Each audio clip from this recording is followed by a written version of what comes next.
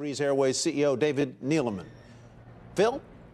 Thank you, Tyler. Hey, David, how are you? I know you're joining us from Hartford, where you guys, you're busy expanding and adding flights, but today you're adding transcontinental flights in addition to other flights out of White Plains to San Francisco to Los Angeles. What are you seeing in terms of that demand right now for those transcontinental flights? It's good. Yeah, air travel demand this summer is great. There's a ton of pent-up demand. You know, fares have gone up because of the higher fuel prices, but you know, people seem to, you know, be ready to travel and get out and see their friends and family and new places.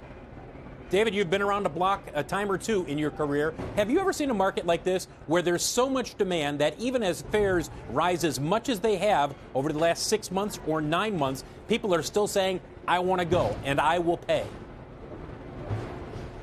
It's quite incredible. You know, it seems like there's an insatiable demand. I'm interested to see what happens come September and October, but at least for this summer, things look really good.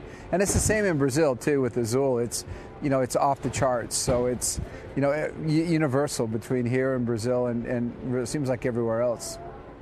David, as you know, a number of the regional airlines, they've had to cut back because they don't have the staffing that they expected to have because the industry has got a shortage of pilots, flight attendants, maintenance, you name it. Has that opened up more opportunities for Breeze because you have been targeting secondary markets and saying, you know what, I think there's a market here, maybe markets where regional airlines might have had to abandon or cut back their service?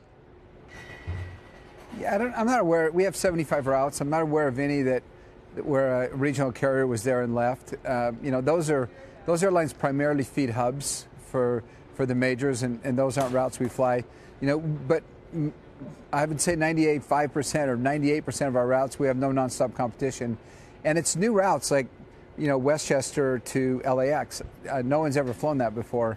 So people, you know, can go out of White Plains Airport and go nonstop. You know, now the furthest you can go west is Chicago. So, you know, if you develop those routes and you lower the fares, it really stimulates traffic. David, you mentioned earlier, it'll be interesting to see what happens in the fall. You know that this industry has traditional peaks and valleys, summertime being a peak, the holidays at the end of the year being a peak. Does that stay that same peaks and valleys for the industry, or do you think that perhaps we're not going to see that valley in the fall? You know, we'll see. There's a lot of pent-up demand, but I do worry that, you know, inflation is everywhere. You know, it's the meals that you go out with when you're on vacation, or, you know, the rental car you get, or the hotel. So, you know, we're keeping a really close eye on it, but, you know, I don't think there's an unlimited amount of money, you know, you can raise your fares in this environment. So, you know, thankfully we have really fuel efficient airplanes. You know, we're flying between routes where nobody else flies. We're stimulating traffic, but, you know, it's something, you know, with the economy generally, we're keeping a really close eye on it. David, we have to keep it short today. A busy day with earnings season in full swing. We appreciate you joining us today from Hartford as Breeze adds transcontinental flights, more transcontinental flights flying from White Plains out to California. We have a number of earnings, as I mentioned, coming up today and tomorrow in the airline industry, Thanks, Phil. including, thank you, David.